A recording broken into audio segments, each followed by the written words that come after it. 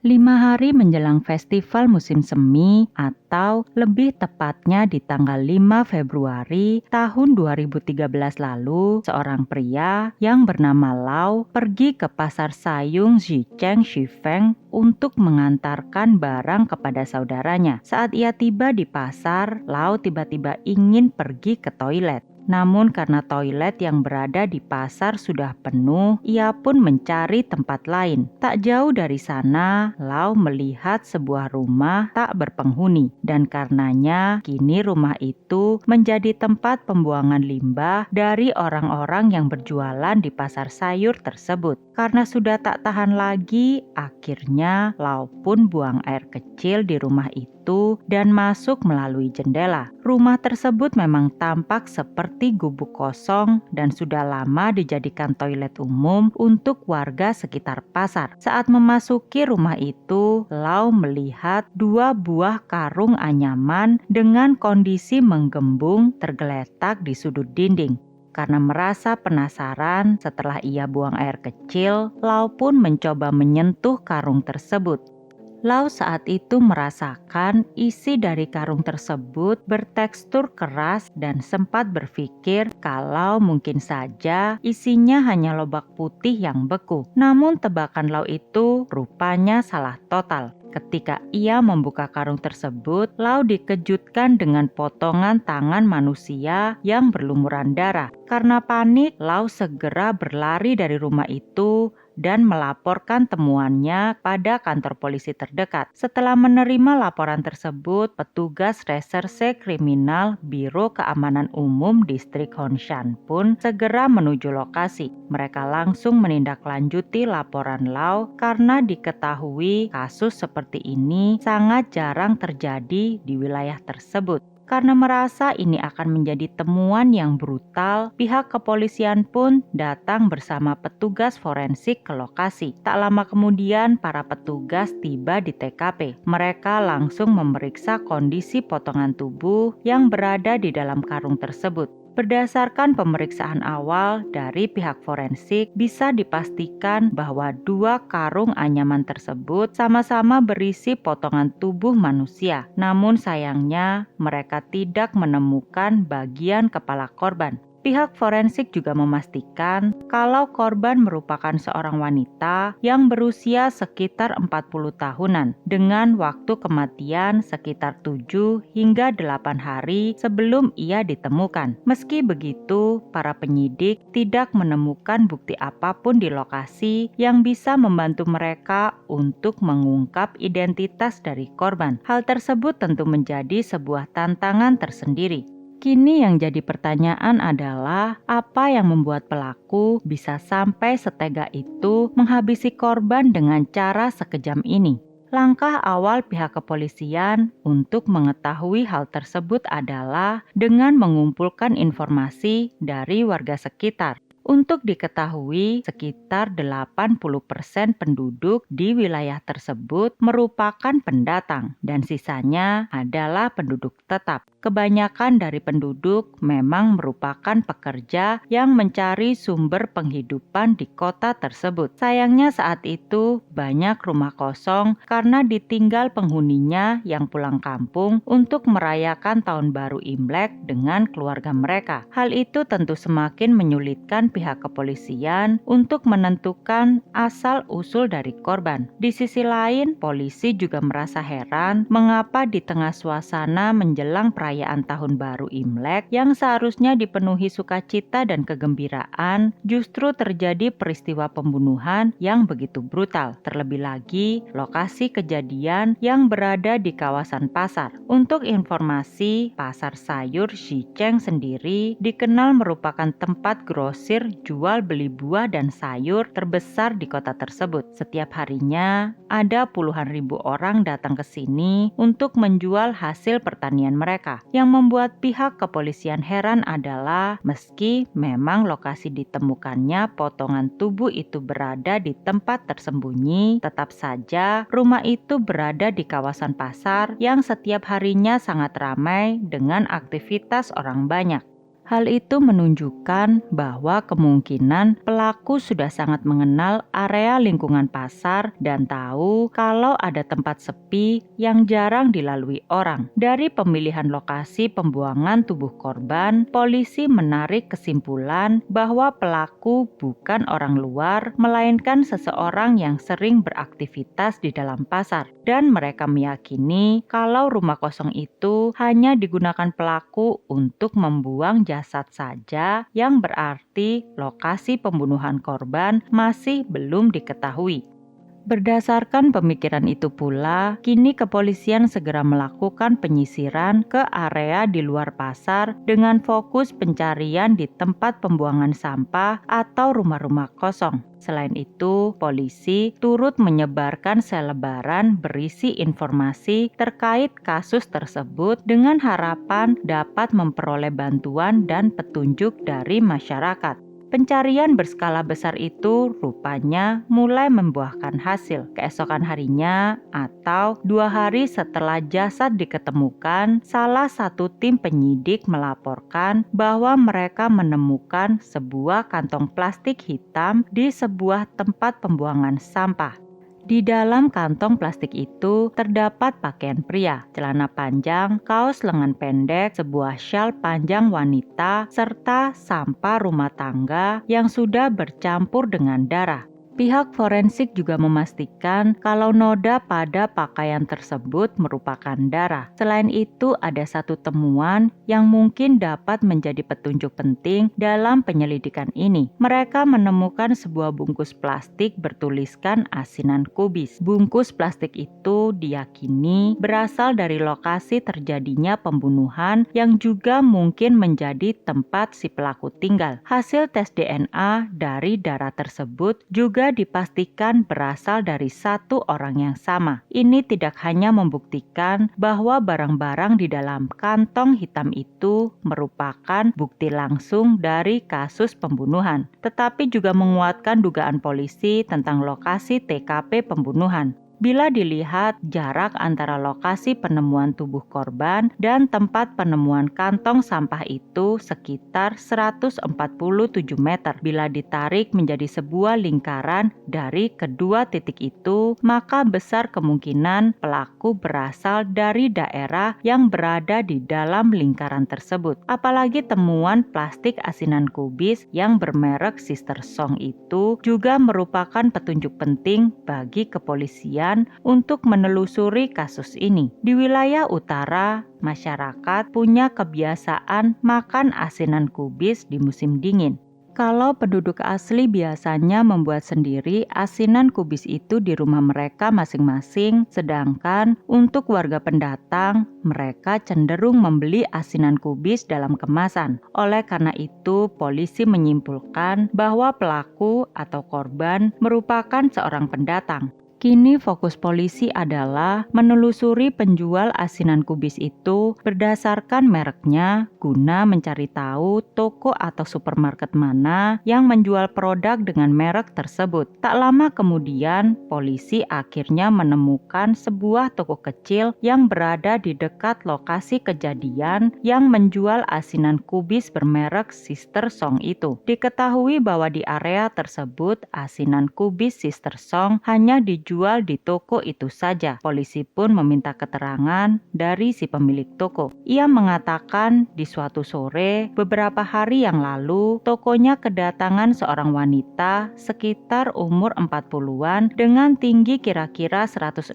cm yang membeli 2 kantong asinan kubis Sister Song. Dan yang membuat polisi terkejut adalah menurut si pemilik toko, wanita itu sedang mengenakan syal panjang. Si pemilik toko lalu menambahkan jika setelah membeli asinan, wanita itu langsung keluar dan berlari memasuki gang yang mengarah ke lokasi tempat jasad ditemukan. Polisi kini yakin kalau wanita pembeli asinan kubis di toko tersebut adalah korban. Si pemilik toko lalu menambahkan kalau wanita itu adalah pacar seorang pria bernama Guo yang bekerja sebagai kuli angkut di pasar tersebut. Untuk informasi, selain menjalankan bisnis toko, pemilik toko itu juga mengelola sebuah penginapan sederhana yang lokasinya tak jauh dari pasar, dan wanita tersebut pernah bersama Guo menyewa salah satu kamar di penginapan miliknya. Jika memang benar wanita pembeli asinan kubis itu adalah pacar seorang pria bernama Guo, maka jika mereka dapat menemukan Guo, kemungkinan besar kasus ini akan segera terpecahkan. Berdasarkan hal itu, kini polisi pun memfokuskan penyelidikan kepada pria bernama Guo.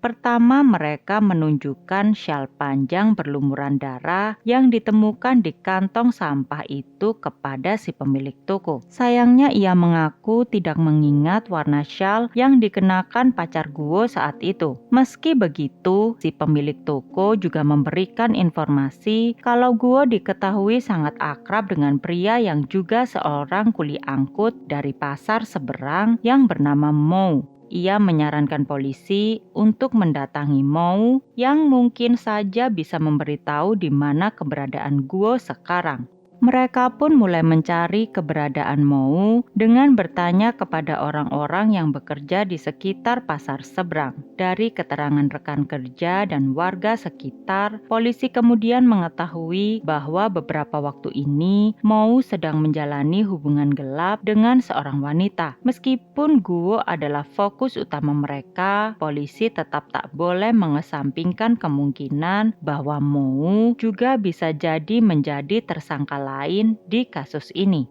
Dugaan bahwa korban bisa jadi merupakan pacar dari Guo atau Mo membuat kedua pria itu menjadi orang yang paling mungkin untuk melakukan pembunuhan ini.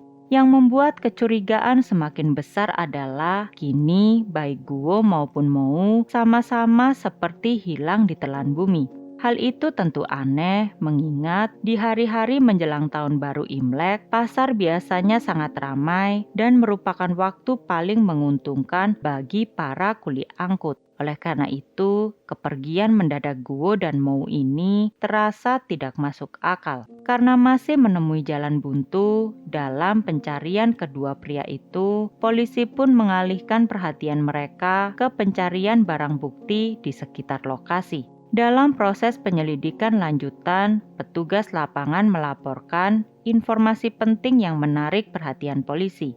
Sejumlah warga sekitar mengungkapkan bahwa sebelum jasad korban ditemukan, mereka sering melihat seorang wanita yang mengenakan syal merah keluar masuk dari sebuah penginapan yang berada di dekat lokasi kejadian. Namun setelah kasus pembunuhan terungkap, wanita tersebut tiba-tiba menghilang. Yang lebih mencurigakan lagi adalah pria yang tinggal di rumah sewaan itu juga tak lagi terlihat setelah peristiwa penemuan jasad korban. Temuan ini mendorong polisi untuk melakukan investigasi terhadap penginapan tersebut. Di pagi hari tanggal 7 Februari 2013 atau di hari ketiga setelah jasad ditemukan, penyidik pun mendatangi pemilik penginapan dan melakukan pemeriksaan di dalam bangunan tersebut. Di dalam penginapan itu, polisi menemukan dinding berlapis plester putih dengan bekas gesekan yang mencurigakan. Selain itu, di sana terdapat cipratan darah berukuran kecil serta alat-alat seperti kapak dan juga gergaji mesin. Berdasarkan temuan ini, polisi menduga kuat bahwa penginapan tersebut merupakan tempat kejadian perkara pertama. Setelah menanyakan identitas penyewa kepada pemilik penginapan, polisi terkejut saat mengetahui bahwa rumah itu disewa oleh seorang pria bernama Mo. Lebih mencurigakan lagi, Mo diketahui meninggalkan tempat tinggalnya secara mendadak pada tanggal 5 Februari atau bertepatan dengan hari ditemukannya jasad korban untuk pulang ke kampung halamannya. Di sisi lain, polisi mengambil sampel cipratan darah yang ada di sana dan melakukan uji forensik dengan membandingkan sampel darah tersebut dengan DNA korban. Hasilnya, sampel DNA itu cocok dengan darah milik korban. Dengan demikian, polisi memastikan bahwa penginapan yang disewa oleh Mo itu adalah lokasi pembunuhan korban. Diketahui lokasi penginapan itu hanya berjarak sekitar 70 meter dari tempat pembuangan tubuh korban. Pada sore hari di tanggal 7 Februari, dengan kerjasama antara Biro Keamanan Umum Kota Shifeng dan Biro Keamanan Umum Kabupaten Karakin, polisi berhasil menangkap Mo di kampung halamannya yang berjarak sekitar 50 km dari lokasi kejadian. Dalam sesi interogasi, Mo langsung mengaku kalau memang dirinya lah yang telah membunuh korban. Ia juga menuntun pihak kepolisian menuju tempat di mana ia membuang bagian kepala korban yang terletak di sebuah kompleks terbengkalai sekitar 500 meter sisi selatan dari tempat ia menginap. Penangkapan Mo dan juga penemuan kepala korban membuat polisi berhasil mengungkap identitas wanita malang itu. Korban diketahui bernama Lu yang berusia 45 tahun. Ia diketahui merupakan selingkuhan dari Mo. Penyelidikan juga meluruskan kesalahan asumsi awal dari pihak kepolisian. Wanita yang sebelumnya membeli asinan kubis di toko ternyata adalah pacar Guo, bukan pacar Mo. Dan saat itu, ia sedang mengenakan syal berwarna coklat. Kesalahan ini terjadi karena pemilik toko tidak mengingat warna syalnya secara pasti. Kantong asinan kubis yang ditemukan bersama jaket berdarah milik Mo diketahui telah dibelinya sekitar setengah bulan sebelum kejadian. Untuk informasi, Mo sendiri merupakan pria berusia 47 tahun yang telah memiliki istri dan seorang anak yang tinggal di kampung halamannya. Ia diketahui pernah dipenjara dalam kasus perdagangan perempuan. Setelah bebas, Mo bekerja sebagai kuli angkut di pasar. Sementara itu, di sisi lain, Lu sendiri telah lama kabur dari rumahnya dan memilih untuk menjalin hubungan gelap dengan Mo. Selama mereka menjalani hubungan tersebut, Lu kerap meminta uang dengan nominal Rp700.000 hingga Rp1 juta kepada Mo setiap kali mereka bertemu. Mo mengaku bahwa selama 2 tahun bekerja, lebih dari Rp100 juta dari hasil jerih payahnya hampir seluruhnya telah diberikan kepada Lu. Ketika Mo berniat mengakhiri hubungan itu dan menghindari Lu selama lebih dari 2 bulan, pada tanggal 24 Januari 2013, Lu tiba-tiba mendatangi tempat tinggal Mo dan meminta uang dengan alasan kebutuhan menjelang tahun baru Imlek. Yang lebih parah lagi, saat itu Lu malah meminta uang sebesar Rp1 miliar kepada Mo. Permintaan tak masuk akal tersebut pun langsung ditolak Mo karena jauh melampaui kemampuan finansialnya. Penolakan itu pun pada akhirnya memicu pertengkaran hebat, terlebih setelah Lu mengancam akan melaporkan Mo ke polisi dengan tuduhan pemerkosaan. Dalam keadaan mabuk dan emosi tak terkendali, Mo akhirnya memukul Lu dengan kapak hingga ia tewas. Demi menghilangkan jejak, Mo kemudian memutilasi tubuh korban dan membuang jasadnya di sebuah bangunan terbengkalai di dekat penginapan yang ia sewa. Demi menghindari pihak kepolisian, setelah melakukan perbuatan kejinya, Mo memutuskan untuk kabur dengan pulang ke kampung halamannya. Namun meski berusaha kabur, pada akhirnya Mo pun tertangkap juga. Pada waktu video ini dibuat, belum ada vonis resmi dari pengadilan terhadap Mo. Namun banyak pihak meyakini kalau setelah apa yang ia perbuat, kemungkinan besar Mo akan divonis hukuman mati.